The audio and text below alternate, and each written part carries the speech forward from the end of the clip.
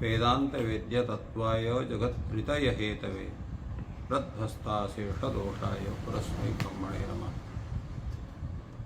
शास्त्र चर्चा इस चैनल से संबद्ध सभी विद्वद्गण, सभी जिज्ञासु छात्रवृंद, सहृदय सज्जन वृंद और मानना उचित है। अब वेद शब्द से किसको लिया जाए? कुछ लोग कहते हैं संहिता वेद है, कुछ लोग कहते हैं ब्राह्मण वेद है, कुछ लोग कहते हैं वेद के 4 स्वरूप हैं, वेद है तो संहिता है, ब्राह्मण है, आरण्यक है, उपनिषद है। तो वेद शब्द से किसको लिया जाए, ये बड़ा मुश्किल है। तो उस पर कहा गया कि मंत्र ब्राह्मण और वेद नामधेयम। मंत्र अर्थात संहिता और ब्राह्मण, इनको ही वेद कहा जाता है। तो फिर इसका मतलब क्या हुआ कि आरण्यक हैं और जो उपनिषद हैं ये वेद नहीं है। तो ये देखा जाता है कि जितने भी आरण्यक ग्रंथ हैं वो सभी ब्राह्मण ग्रंथों के अंश हैं। ब्राह्मण ग्रंथों के उन अंशों को पृथक करके आरण्यक के रूप में स्वाध्यायार्थ, जिससे लोगों, क्योंकि ब्राह्मण ग्रंथ जो है विशाल है, संपूर्ण ग्रंथ पढ़ना सबके लिए संभव ना हो, या सबकी उपयोगिता अन्य अन्य क्रम में है, किंतु आरण्यक भाग की जो उपयोगिता है वह उपयोगिता उसके तत्व चिंतन के लिए आवश्यक है। इसलिए आरण्यक ग्रंथ को ब्राह्मण ग्रंथ से उसको पृथक रूप से भी स्थापित किया गया कि केवल इतने अंश को पढ़ने किसी की आवश्यकता है तो आरण्यक ग्रंथों का उसका अध्ययन कर सके। इसी प्रकार उपनिषद ग्रंथ जो है वो दोनों के जो है अंश माने जाते हैं। कुछ ऐसे उपनिषद हैं जो संहिता ग्रंथ के ही अंग है, अंग क्या उसी के अंश है, और कुछ ऐसे उपनिषद हैं जो तत्त ब्राह्मण ग्रंथों के जो है वो अंश है। जैसे ईशावास्य उपनिषद है, तो ईशावास्य उपनिषद वो यजुर्वेद का संहिता का अंतिम अध्याय माना जाता है।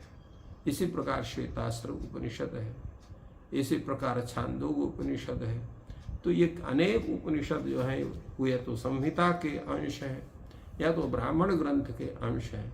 इसलिए उनकी जो पृथक सत्ता है वो केवल पृथक तया आत्मचिंतन हेतु तत्त ग्रंथ के अध्ययन की आवश्यकता के आधार पर उनको लिखा गया है। किंतु जो मंत्रमक अर्थात संहिता भाग है, ब्राह्मण भाग है, इनमें सब का स्वरूप है। इसलिए संहिता ग्रंथों में भी धर्म के विषय में चिंतन है, ब्राह्मण ग्रंथों में भी धर्म के विषय में, उसके मर्यादा के विषय में, आचरण के विषय में चिंतन है। उन्हीं सब चिंतनों को लेकर के स्मृतिकार, विशेष करके मनुस्मृतिकार ने या केवल के स्मृतिकार में अन्य स्मृतिकारों ने कारों ने तत्त स्मृतियों को उन वेदों के आधार पर उनका उपदेश किया है। तो ये जो अध्येता है, उन अध्येताओं को जिन्होंने परंपरा से उसका अध्ययन किया है वो इस बात को कहते हैं। और वो वेद का स्वरूप क्या है? वाक्य समूह जो है वही वेद है। जैसे अग्निमीले पुरोहितम अग्निर्देवतानाम अवमहा, इसी प्रकार संसमिध्युवसे अथ महाव्रतम इत्यादि में वेद शब्द का प्रयोग होता है। अब ग्रामादि शब्द इनकी गौड़ और मुख्यता नहीं बनती है, ये सभी के सभी जो है मुख्य शब्द माने जाते हैं। और जैसे जो है इसमें तो कहते हैं भाई केवल एक वाक्य में वेद का जो पृथक वाक्य उसमें वेद कैसे प्रसिद्ध होगा, क्योंकि संपूर्ण वाक्य तो समुदाय वेद है, उसका एक अवयव वाक्य या शब्द हो वेद कैसे माना जाएगा। तो कहा भाई जो है एक भाग में भी समुदाय का प्रयोग होता है, क्योंकि जो है अवयव जो है समुदाय से अतिरिक्त नहीं है।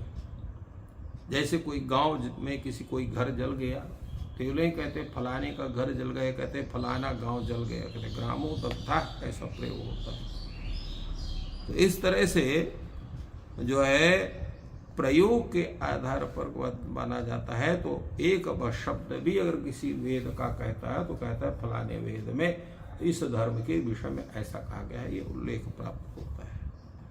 इस तरह से वेद के विषय में यहाँ पर कहा गया कि वेदो खिलो धर्म मूलम। इसी प्रकार जो है स्मृतिशीले च तद विदाम कहा गया। और एक बात और है, इतना ही नहीं कहा वेदे वेद अखिला का, अर्थात इसमें ऐसा कोई वर्ण या मात्रा या शब्द नहीं है जो धर्म के विषय में न बतलाता हो। अर्थात संपूर्ण जो वेद है वह किसी न किसी धर्म आदि के विषय में ही बतलाता है। ये उसका इसलिए कृष्णम कहा। इसकी बहुत बड़ी यदि व्याख्या है, परंतु सामान्य रूप से सबको उस विषय में बतलाने के लिए ये कथन हुआ है। दूसरा इनका जो कथन है वो कल करें। नहीं, कितना टाइम हो गया? 19 मिनट हो रहे हैं, फिर 7 भी बजने वाला है ना। नहीं चालू रखेंगे? नहीं हो जाए। कितना हुआ है? कितने मिनट? हाँ, वो तो हम काट के जोड़ लेंगे। तो कितने मिनट हुआ है अभी? ऐसा है ना, 19 मिनट हुआ। इसको 2 पार्ट में कर देंगे, आप बोलते रहिए। थोड़ा सा काट देंगे ना। ठीक, थोड़ा सा और कर देंगे। काटने का सेंस है इसके 2 एपिसोड बना देंगे। अच्छा, तो आप हमको इशारा कर दिया करें ना, तो वो सो जाए करें। जैसे आपका 14 मिनट से हुआ, तो हमको आप 1-2 मिनट एक उंगली दिखा दिया करें। हाँ, जैसे उसमें होता है ना। हाँ, चलिए ठीक है, 1 मिनट पहले दिखा देंगे। हाँ, कि 1 मिनट बकाया है, जैसे ना, जैसे 1 मिनट इसको कर लीजिए। इसको 2 पार्ट में वैसे बांट देंगे ना, क्योंकि हमको ये ध्यान नहीं रहना बोलते बोलते वो लिखते हैं। दूसरा विषय है जो द्वितीय कथन है, वेदोखिलो धर्म मूलम स्मृतिशीले च तद्विदाम। स्मृतिशीले च तद्विदाम, इसमें स्मृति शब्द का तात्पर्य क्या होता है? स्मृति किसको कहते हैं? उसको आचार्य लोग कहते हैं अनुभूतार्थ विषयम विज्ञान स्मृति। जो महनीय आचार्यों ने वेद आदि शास्त्रों का अध्ययन किया और उन वेदादि शास्त्रों के द्वारा कथित कर्मों का आचरण किया, उन्होंने उसका अनुभव किया, जिसको हम लोग कहते हैं प्रैक्टिकल। तो थ्योरिकल हो गया वेदादि शास्त्रों में कथन, वो कथित वाक्य आदि, और उसका जो है प्रैक्टिकल जो करने वाले हैं। तो प्रैक्टिकल करने से क्या होता है? उस विषय का अनुभव होता है। तो उसको उन्होंने सिद्धांत को अपने आचरण के द्वारा उसका अनुभव करके जिस विषय को लिखते हैं उसी को कहते हैं स्मृति। इसलिए यहाँ पर टीकाकार कहते हैं अनुभूतार्थ विषयम विज्ञानम स्मृति उच्यते, उसको स्मृति कहा जाता है। और तद विदाम में तत् शब्द से यहाँ पर वेद का ग्रहण, क्योंकि वेद की यहाँ पर प्रकरण उसका है। वेद खिलो धर्म मूलम में वेद शब्द आया, इसलिए तद विदाम वेद विदाम। तो वेद विदाम अर्थात वेदम विदन्ति ते वेद विदा, जो वेद के तत्व को जानने वाले हैं, वेद को जानने वाले हैं, उनको जो है वेदविद कहा जाता है। तो वेद का जानने का मतलब क्या हुआ कि वेद के शब्द राशि को भी जानते हैं, अर्थ को भी जानते हैं। इसलिए वेदार्थ विदाम इदम कर्तव्यम इदम न कर्तव्यम, इस प्रकार जो स्मरण करते हैं, जो जानते हैं, उनका भी कथन जो है वो प्रमाण के रूप में माना जाता है।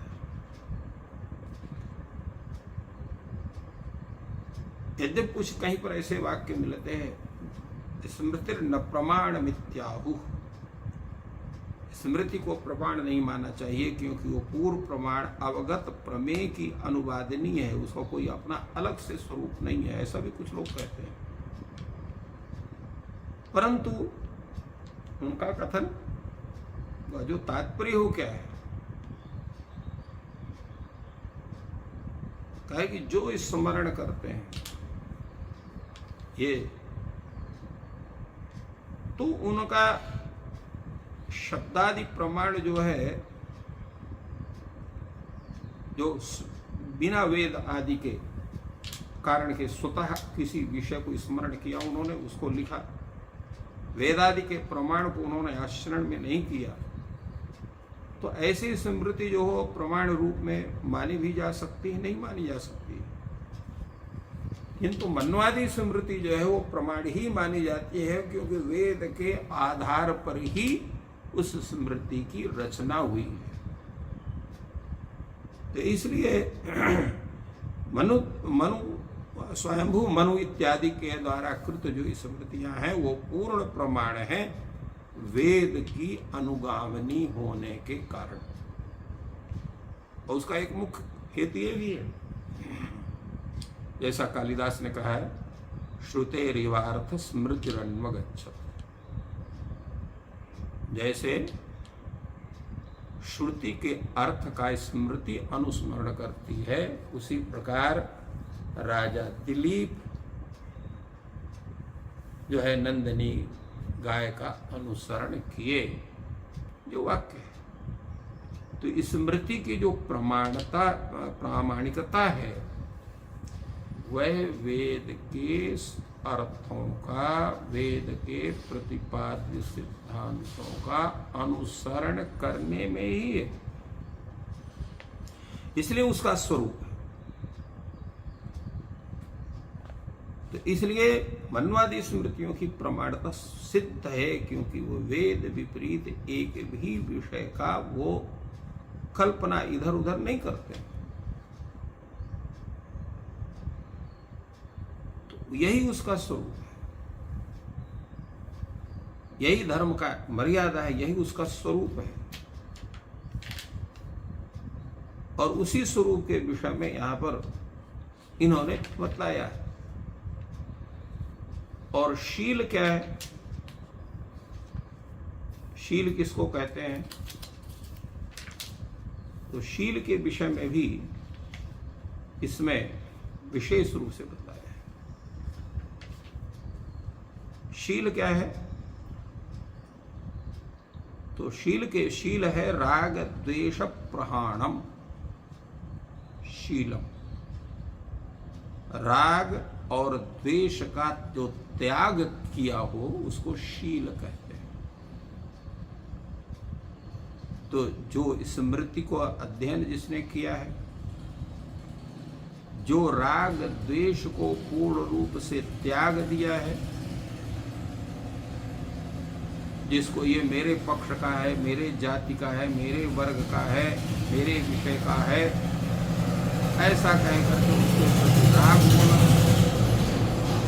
या मेरे क्षेत्र का है, मेरे गांव का है, मेरे परिवार का है, ये इसको कहते हैं राग।